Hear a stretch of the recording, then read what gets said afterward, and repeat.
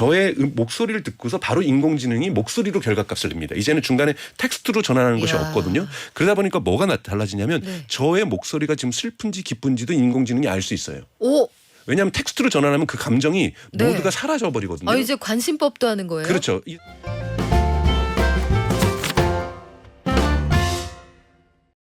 말 그대로 인공지능의 시대입니다. 마이크로소프트는 인공지능 기능이 들어있는 PC를 선보인다고 하고 삼성전자, LG전자, HP, 애플 다들 인공지능에 한 발 어떻게든 걸치려고 굉장히 노력하고 있는데 빅테크 간의 이 불꽃 튀는 경쟁 속에서도 누군가는 살아남고 누군가는 도태되겠죠. 인사에도 이 인공지능 관련해서 속도가 늦었느냐 이런 것들 반영한다고 합니다. 앞으로 인공지능 환경 그리고 논쟁 어디까지 가게 될까요? 미디어스피어 강정수 박사에게 들어보겠습니다. 안녕하세요. 안녕하세요. 박사님 요즘에 진짜 기술의 시대 맞는 것 같아요. 맞습니다. 정말 기술과 주가 이런 것들이 한 패키지로 연결이 돼서 이해하지 못하면은 어느 틈에 다 투자 잘못하고 있는 그런 상황이거든요. 가장 최근에 마이크로소프트 연례 개발자 회의 빌드 2024 여기에서 인공지능 활용한 여러 가지 서비스 제품이 나왔는데 일단 그게 궁금해요. AI PC하고 기존에 우리가 갖고 있던 PC는 뭐가 다른 거예요? AI PC는 그 가장 중요하게는 우리가 NPU라는 칩이 들어가는 건데요. 이 추론하는 겁니다. 인공지능이 우리가 학습을 할 때가 있고 추론을 할 때가 있는데 네. 우리가 질문을 던지면 답을 하는 걸 추론하는 거라고 하는데요. 이런 것을 우리가 NPU가 들어가는 걸 온디바이스 AI라고도 하는데 이게 뭐냐면 인터넷에 연결되지 않은 상태에서도 답을 줄 수 있다. 즉 AI PC라고 하는 것은 AI 폰하고 마찬가지로 인터넷에 연결될 때도 당연히 답을 주지만 인터넷이 연결되지 않아도 제가 AI 기능을 이용할 수 있다는 겁니다. 여기서 추론이라는 것은 꼭 우리가 말로 뭘 물어보고 답해 주는 것뿐만이 아니라 그림을 내가 조금 못나게 대충 그렸는데 네. 얘가 이걸 갖다가 진짜 명화처럼 만들어준다든지 이런 것도 네. 온라인에 연결되지 않아도 우리가 여러분 과거에 요즘은 뭐 인터넷에 연결되지 않고 노트북을 쓴다 이런 건 상상할 수가 없었지만 그쵸. 과거에는 사실 인터넷 연결 안 되고 노트북을 썼던 거거든요. 따라올 테면 따라와봐 시대에는 그랬어요. 그렇죠. 근데 네. 그때와 마찬가지로 이제 인터넷이 연결되지 않아도 걱정 없이 인공지능의 많은 기능을 누리게 해줄 수 있다. 이것이 AI PC의 핵심입니다.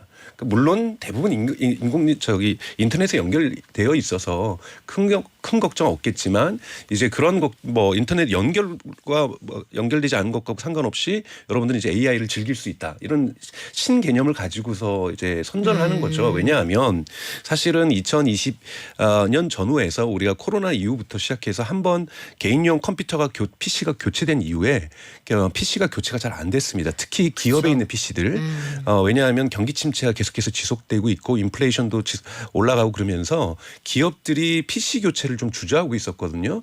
근데 이때가 지금이 딱 이제 PC가 이제 교체가 돼야 될 시기쯤이에요. 근데 이때 신상품이 좀 들고 와야 되는데 기업한테 이제 마이크로소프트가 신호를 보낸 거죠. AI PC로 바꾸자.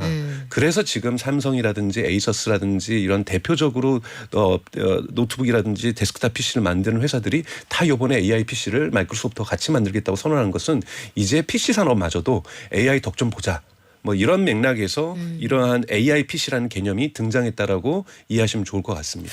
실질적으로 AI, 온디바이스 AI가 현장에서 아직까지는 그렇게 막 가공할 위력인 줄은 모르겠어요. 네. AI 폰을 제가 한 달 정도 사용해봤는데 이게 그렇게 나의 삶과 나의 여행을 심각하게 업그레이드 하는지는 모르겠으나 그렇죠. 교체할 명분을 주는 건 맞는 것 같아요. 그렇죠. 말씀하신 것처럼. 그렇죠. 네. 교체할 명분을 준다. 근데 여러 가지 명분 중에 빌드 2024에서 새로 코파일럿을 이제 나하고 그 AI하고 둘이만 쓰는 게 아니라 우리 모두 공유하는 공동의 코파일럿, 네. 공동의 비서가 생길 거야 이런 얘기를 하더라고요.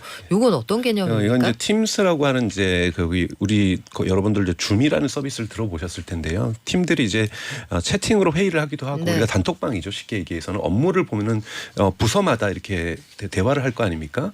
대화를 하다 보면은 일종의 거기에 비서가 한 명 들어가 있는 거예요. 인공지능 비서가 들어가 있어서 여러분들이 이번 대화에서 보니 이 다음 주에 그 해외 출장 계획이 있습니다. 이거에 맞춰서 제가 일정을 칼렌더에다가 그 부분을 집어넣겠습니다. 다음 주에 보니까 다른 회사의 어떤 팀과 미팅이 좀 잡혀 있는데 이런 일정들은 제가 캘린더에 혹시 여러분들이 까먹을 수도 잊어버릴 수도 있으니까 제가 집어넣겠습니다 하면서 이렇게 우리가 공동으로 작업하는 걸 도와주기도 하고 그리고 예산 버젯에서 엑셀을 다뤘는데 이 엑셀에서 무엇을 수정하자고 회의에서 상사가 지시를 했어요. 그러면은 제가 가서 수정을 해드리겠습니다. 그러니까 이런 식으로 해서 AI가 우리의 업무를 갖다가 같이 공동의 업무를 줄여주는 것 이런 부분들이 존재하는 거고 그리고 이제 가장 중요한 건 키보드에 코파일럿이라고 하는 네. AI 버튼이 있어서 언제 어디서든지 AI를 호출할 수 있다라는 나와라 이제, 이렇게요? 편의성 우리가 네. 이제 지니 램프로 해서 지니를 불러내듯이 언제든지 AI를 호출한다는 편의성이 있는 것이고요. 제가 말씀드렸던 코-크리에이터라고 해서 제가 대충 그림을 그려도 정말 대충 그려도 이렇게 멋진 그림을 그릴 수 있는가? 네. 이렇게 이제 그림이 그려지는 거고 꼭 그림이라는 것은 우리가 일반적으로 생각하시는 그림도 있겠지만은 회사에서는 기업을 업무하다 보면은 그래프도 그려야 되고 그쵸. 이런 부분들이 많거든요. 이런 부분을 해결해 줄 수 있다는 거고요. 또 이제 사실은 좀 문제가 있지만 제가 보기에는 리콜이라는 기능이 있습니다. 뭐냐면 이 인터넷에 연결되지 않은 상태에서 보안을 생각하면서 개인정보를 보완하면서 제가 쓰고 있는 PC에서 여러분들이 노트북에서 작업하는 모든 순간을 스냅샷으로 사진을 찍듯이 다 기록을 하고 있습니다. 다 기록을 하고 있다가 나 이거 그때 어디서 뭔가를 놔둔 것 같은데 뭔가 놓쳤는데 그러면 바로바로 찾아주는 대단히 이야. 빠른 속도로 찾아주는 근데 마이크로소프트에서 얘기하는 것이 이것이 온라인에 연결되어 있으면은 개인정보의 유출의 어떤 위험성이 있겠지만 네. 오프라인에서만 이건 작동하는 거기 때문에 AI가 바로 이렇게 오프라인 속에서도 작동하는 AI가 이런 데 도움이 된다. 이렇게 이제 얘기를 하고 있습니다. 물론 이거는 그런데 좀 위험성은 있죠. 왜냐하면 당장의 개인정보 유출은 안 돼도 흔히 말하는 해커들이 얼마나 거기에 관심이 있겠어요. 그냥 내 손 안에 예. 그 CCTV인 거예요. 그렇죠. 그러니까 네. 이러한 해커들의 공격에 있어서는 금광과 같은 요소가 있기 때문에 조금 위험성은 있지만 하여튼 이러한 AI 기능들이 이제 탑재되고 있다고 볼 수가 있습니다. 그래요. 이게 앞으로 세상이 참 빠른 속도로 변할 거라는 생각 드는 게 지금 말씀하신 것처럼 대기업 안에서 각자 그들만이 가지고 있는 인공지능 모델들이 있잖아요. 네. 이제는 그 파일 어딨지? 그 보고서 어딨지? 물어보면 대번에 찾아준다는 그렇죠. 겁니다. 그래서 업무 효율성이 상당히 높아졌는데 그렇다면 신입사원을 뽑을 이유가 점점 사라지는 거예요. 좀 고민이 되기도 하는데 이렇게 성능이 좋아지는 바탕에는 칩이 있을 겁니다. 네. 성능이 좋아지는 반도체. 앞으로 AI PC가 대중화된다. 근데 엔비디아만 가지고는 모자란다는 얘기 계속 나오잖아요. 네. 그리고 지금 도전장 던지는 게 퀄컴, 인텔, AMD 이런 것들도 우리 것도 괜찮아. 한번 써봐. 이런 분위기인데 앞으로 이 시장 어떻게 될까요? 그러니까 앞으로 이제 전체적으로서 학습도 그렇고 추론도 그렇고 엔비디아의 칩이 학습에 주로 많이 사용이 되는 거고 추론도 잘 합니다. 근데 이 추론은 온라인에 연결되어 있을 때만인 거죠. 그래서 엔비디아가 지금까지에서의 어떤 리드는 저는 올해뿐만이 아니라 2025년까지는 갈 거라고 보고 있어요. 그러다 보니까 이제 빈틈을 들어오는 건 뭐냐면 AI PC 같은 경우에는 우리의 노트북 속에도 들어가야 될 우리의 아이패드에 들어갈 스마트폰에 들어갈 칩 같은 경우에는 이 추론만 전문으로 하고 인터넷에 연결되지 않을 경우에도 사용할 수 있어야 되니까 이런 부분에서는 다른 기업들이 들어갈 수 있는 가능성들이 있는 거고 한국에서는 레벨리온이라는 기업이 있는 거고 미국에는 그로크라는 기업이 있는 거고 대단히 저렴한 비용으로 기존에 있어서 추론을 갖다가 10배에서 20배까지 대단히 빠르게 해주는 이런 저렴한 칩들을 갖다가 판매할 수 있는 틈새 시장은 생기는 거고요.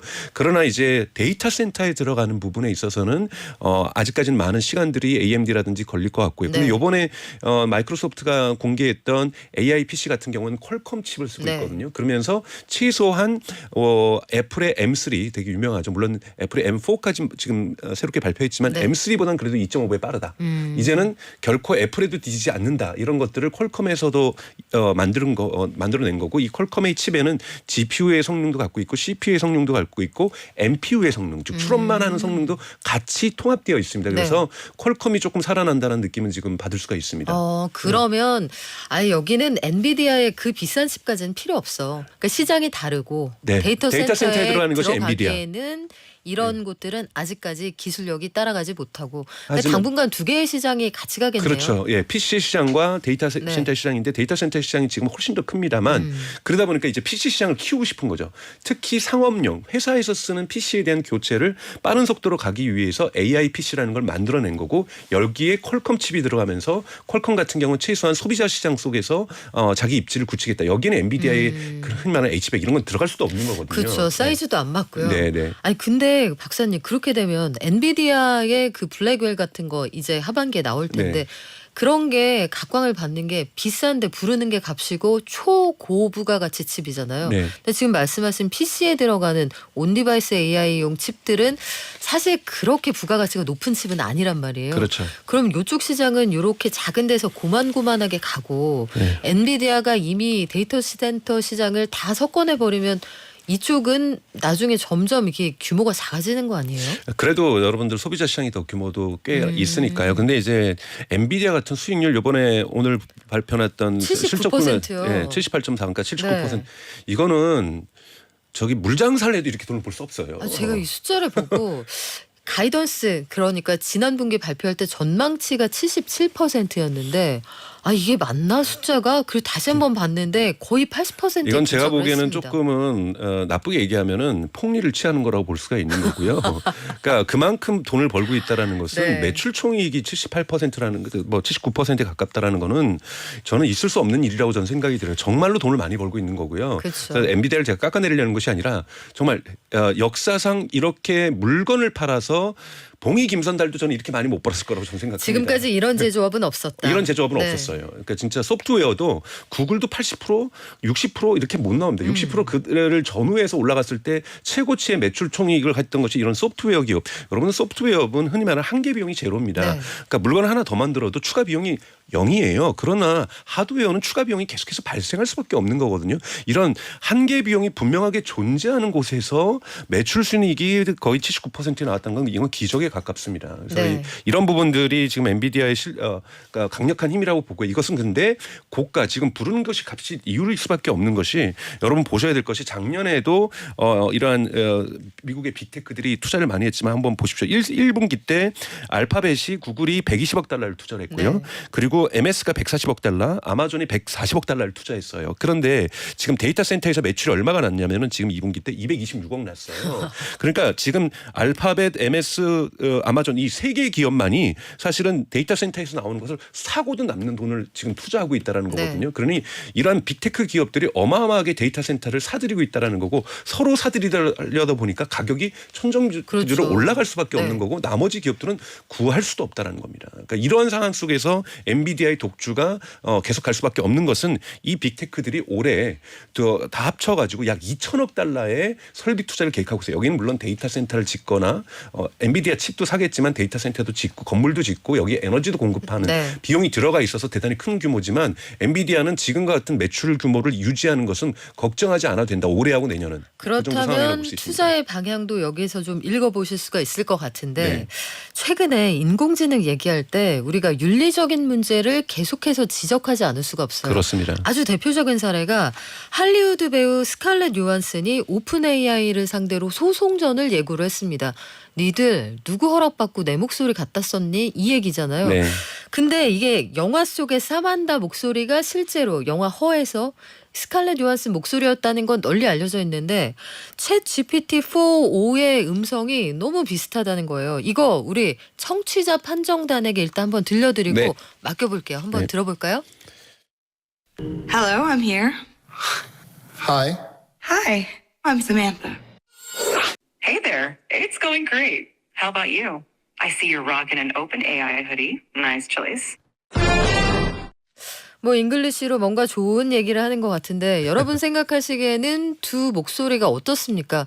저는 첫 번째 목소리는 바로 앞에서 이야기하는 스칼렛 네, 요한슨, 네. 두 번째는 저랑 전화 통화하는 스칼렛 요한슨 이런 느낌이 맞아요. 있었거든요. 조금 비슷합니다. 많이 유사하고요. 사실은 NPR 미국의 공영 라디오 방송인데요. 거기에 스칼렛 요한슨이 인터뷰를 했는데요.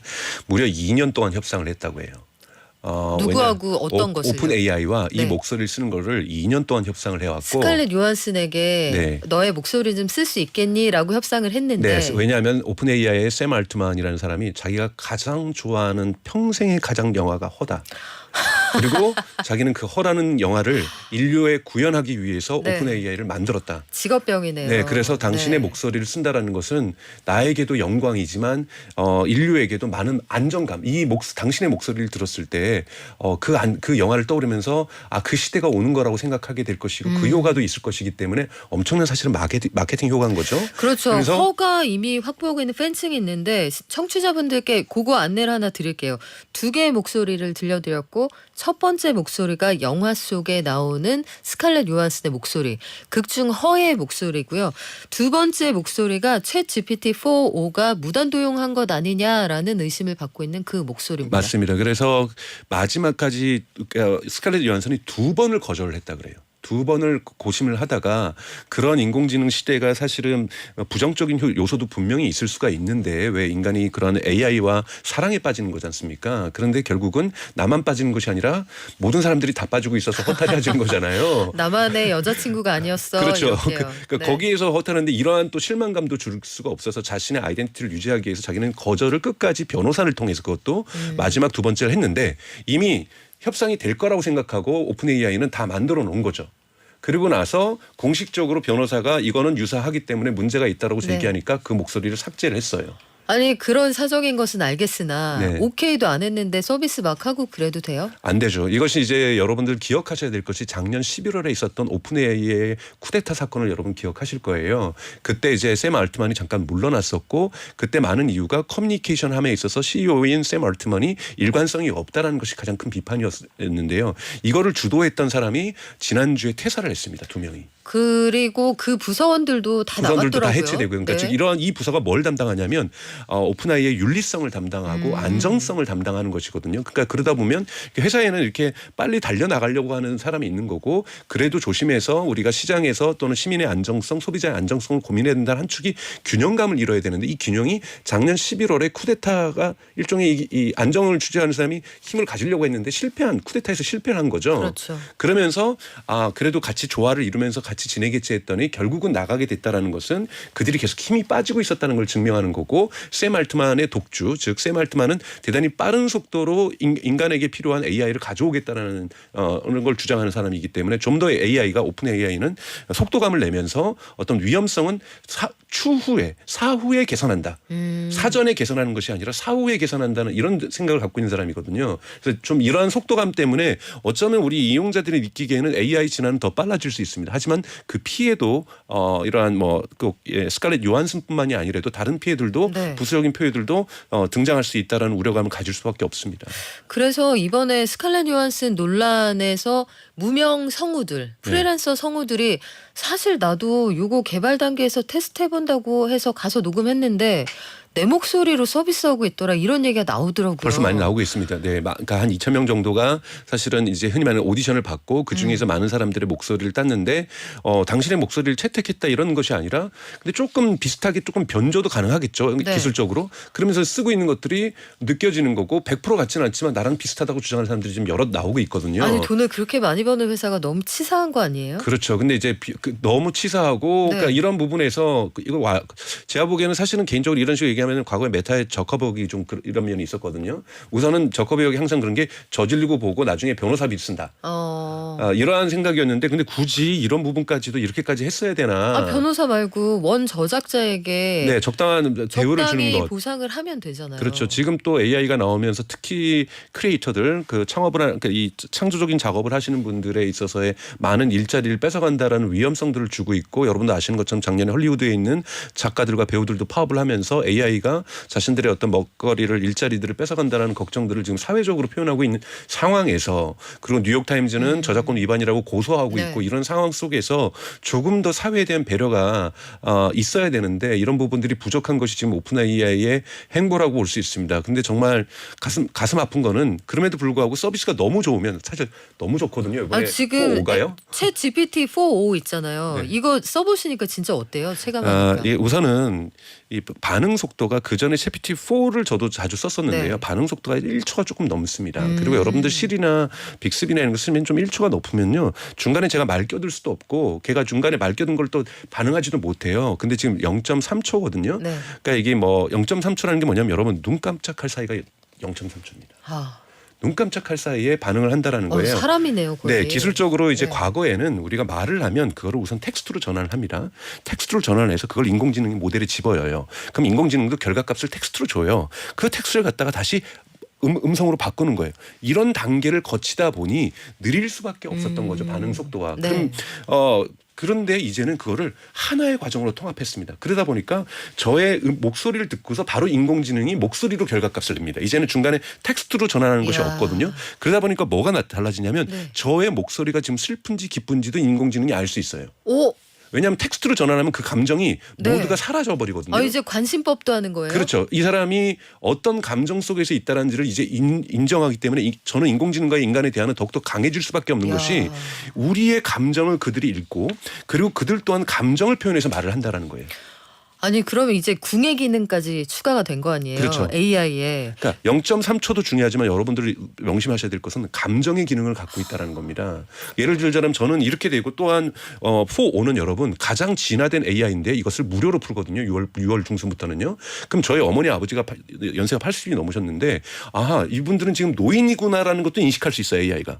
그 떨림 등으로. 네, 그 목소리나 어떠한 네. 이 톤을 가지고서 나이가 드신 분들이면 좀 제가 천천히 말해줘야 되겠구나. 볼륨을 높여드릴까라고도 물어봐야 되겠구나 하는 것을 인공지능이 판단할 수 있습니다. 이러면 대단히 편해지는 거거든요. 저희 어머니 아버지 타이핑하기 너무 힘들어하세요 지금. 대단히 편해지고 대단히 기특한데 대단히 무섭네요. 그렇죠. 네. 저는 그래서 사실은 영화 허 정도까지는 아니더라도 인간이 인공지능과 대화하는 시간은 이제는 앞으로는 그런 얘기들 있잖아요. 인터넷 체류 시간 어떤 뭐 내가 인스타그램에 들어가면 하루에 40분을 쓴다 이런 것처럼 인공지능과 하루에 몇 분씩 대화했냐라는 사회적 통계가 이제 경제 뉴스에 나올 거고 사회 그러네요. 뉴스에 나올 거고 이것이 어떻게 증가하는가에 따라서 이제 인간은 인공지능과 대화하는 시대로 접어들었다는 얘기를 내년 이맘때쯤 우리 이 하루에 방송에서 하지 쇼츠 않을까. 몇 분 본다 이게 아니라 네. AI랑 몇 분 이야기한다. 네. 와 이게 사람들이 길거리 다니면서 누군가 혼잣말하는 약간 의심스러운 모습을 조만간 보게 된다. 요거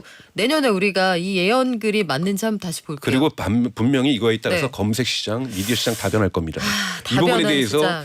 내년에 한번 같이 네. 한번 얘기를 해보시는 걸로. 하지만 그 전에도 우리는 자주 만나는 걸로. 네. 지금까지 미디어스피어 강정수 박사와 함께했습니다. 고맙습니다. 고맙습니다.